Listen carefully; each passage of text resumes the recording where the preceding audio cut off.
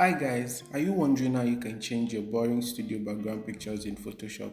Keep watching, let me show you how to do that. So on this picture right here, you can see how it's looking really boring. So I'm going to use this background right here on this picture. So without wasting much time, let's just get started. First of all, you need to duplicate this background layer right here by dragging it down to this point. So this is how to duplicate the background layer in case you don't know how to do that. So after duplicating the background layer, the next thing to do is to group this background layer, just this one right here. So I'm just going to drag it to this point right here to group it. So I'm just going to take it down there. So I've successfully grouped that duplicated layer I did. So I'm just going to rename this group background change, or should I say background changing? Yes, background changing. So after that, the next thing to do is to select the subject. You need to select the subject. To select the subject, you can come to this select, then you come hit on select subject, or you can just use the quick selection tools or the lasso tools to make selection. But on this particular picture, I already did a selection, so I did not want to waste much time on selecting. So I'm just going to load the selection I did by just right clicking. So after right clicking, I'll come down to this load selection, and this is its subject. So I'm just going to click it. I already selected it.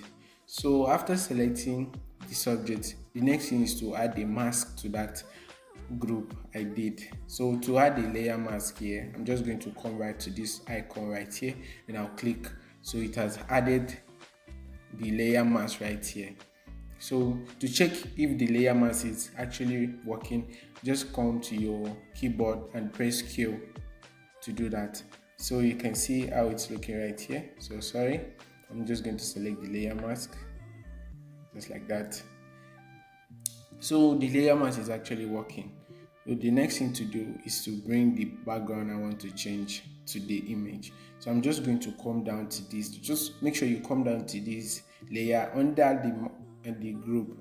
So I'll come to the picture I want to, like the background I want to replace. I'm just going to hit on the move tool, then I'll drag it down to this picture right here. After dragging, I'll just click OK. So after dragging it down, I'm just going to transform and try to size the background to fit on this image. So to transform it, I'm just going to click on my Command T on the keyboard. So Command T to transform, then I'll just resize it till it fits this image right very well. So I'm just going to do it like this. So once I'm done with this, you can see there's actually fit the image. So I'm just going to hit OK. So after hitting OK, you can now see the image is not really looking that giving. It seems she's standing on air.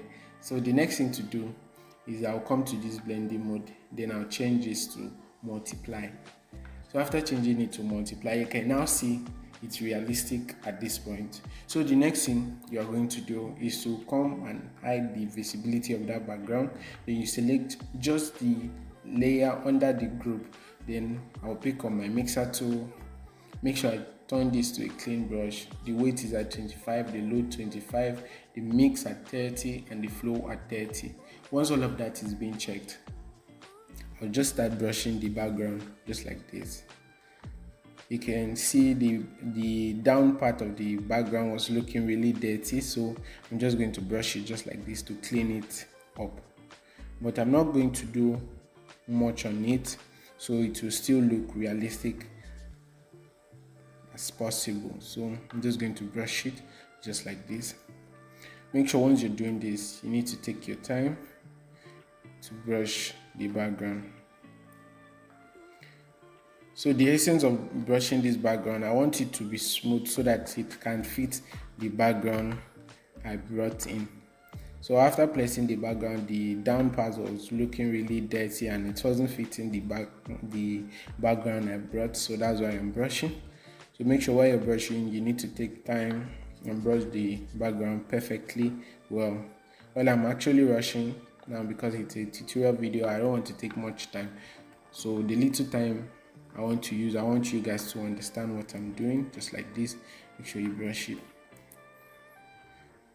So let me just show you guys the before and after. So you can see the mixer brush is still loading, that's why it's doing like that. So this is the before and this is the after. So this is the before and after. So the background is looking kind of smooth at this point. So the next thing for me to do is to try and brighten the background to fit in the background. Because if you check here, you can see the background is looking really bright. So I want it to fit the image. So I'm just going to come, then I'll select my move tool. Then make sure the background is on top and the group layer, you select just the layer right under the background. So after selecting that, I'll come to the brightness and contrast. I'll add brightness to it, not too much, 32 is okay. Then I also add curves to it a bit. Then after that, I'll click on my black and white to whiten the background, everything to make it look clean. So after doing that, I'm going to come back to the background, then I'll open it just like this, so you guys can see how it's looking right now. And also come right to the background. You don't want it to be too much, just reduce the opacity like this. So after reducing I'll just reduce this opacity to 88. So after reducing the opacity to 88, I'll click on enter. So the next thing for me to do, I want to add more contrast to this background right here. So I'm just going to come to my level, then I'll add it just like this. So after adding that, let me just show you a quick before and after of the background, like on the group. Let me show you the before and after. So this is the before and this is the after. This is the before and after. So you can now see the image is really looking stunning at this point, and everything is okay on this picture. The background, the subject is not standing on air and all of that. So this is how I get to change my boring studio pictures to a very stunning pictures just like this. So it's actually simple and easy to do. So thank you guys for watching this video. I hope it's helpful. Please, if you haven't subscribed to my channel, please subscribe to my channel for more helping tutorial. But for now, I hope to see you in my next video.